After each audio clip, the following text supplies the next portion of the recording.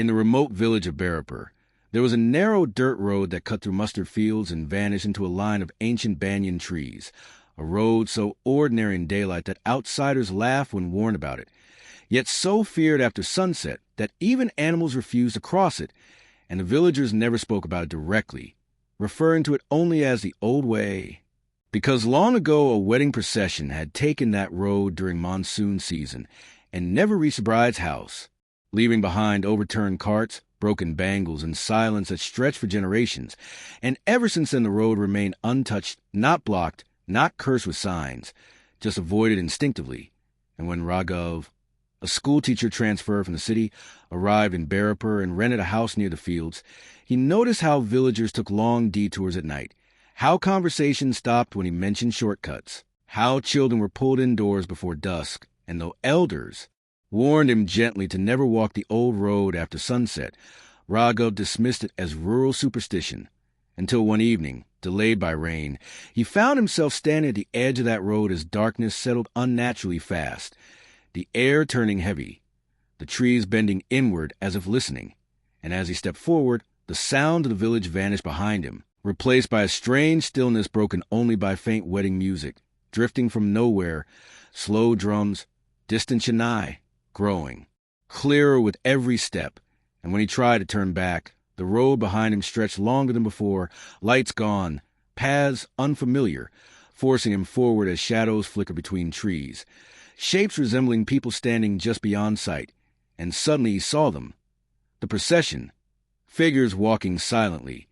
faces hidden by veils soaked in rain, feet not touching the ground, moving in perfect rhythm, and as one turned toward him, Raghav realized the face beneath the veil was hollow,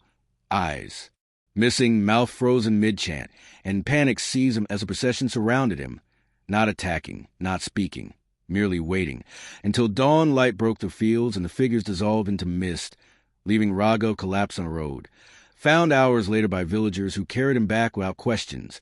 because they already knew, and from that day on, Raghav never mocked village warnings again, and Bhairavpur gained another silent rule: the road still exists, but it is never empty. After Raghav survived the night on the old road, Bhairavpur did not treat him like a victim nor like a hero, but like someone who had crossed an invisible boundary and returned carrying something unnamed, because villagers stopped warning him altogether, not out of relief but out of resignation, as if the road had already marked him. And in the days that followed, Raghav noticed subtle changes that could not be explained away by fear alone. Dogs that once barked at strangers now avoided. His shadow, mirrors in his rented house, reflected him half a second too late, and every evening just before sunset, the same faint wedding music returned, barely audible, always from the direction of the fields, and though he tried to ignore it,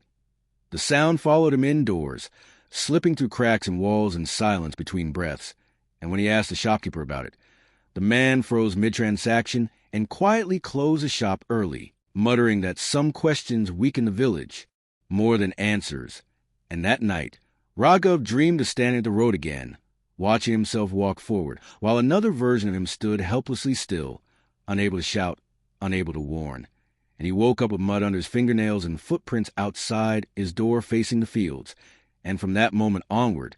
the village elders began visiting him one by one under harmless pretenses, offering food, checking health, never mentioning the road directly, but each conversation circling the same unspoken truth, that the road does not take everyone, it selects, and those it releases are never fully returned. And Raghav learned that decades ago, another man had survived the road and spent the rest of his life hearing footsteps behind him, until one night he walked willingly into the fields and was never seen again. And as Raghav's unease grew, so did the road's presence in his daily life, stretching longer when seen from afar, appearing closer in reflections, until one evening a child went missing and the villagers searched everywhere except the old road, because everyone already knew where not to look, and Raghav, burdened by guilt and curiosity, followed the sound of crying drifting from the fields, recognizing too late that the cry carried the same hollow tone as the wedding music. And when he reached the road, he saw something new, fresh footprints beside the ancient ones, smaller, unsteady, leading inward, and as he stood there frozen, the banyan trees creaked softly like joints stretching awake, the road narrowing as if inhaling, And from between the shadows stepped the procession again, closer now, clearer, their veils thinner, revealing faces not empty this time, but familiar. Villagers long dead, people Raghav had unknowingly met,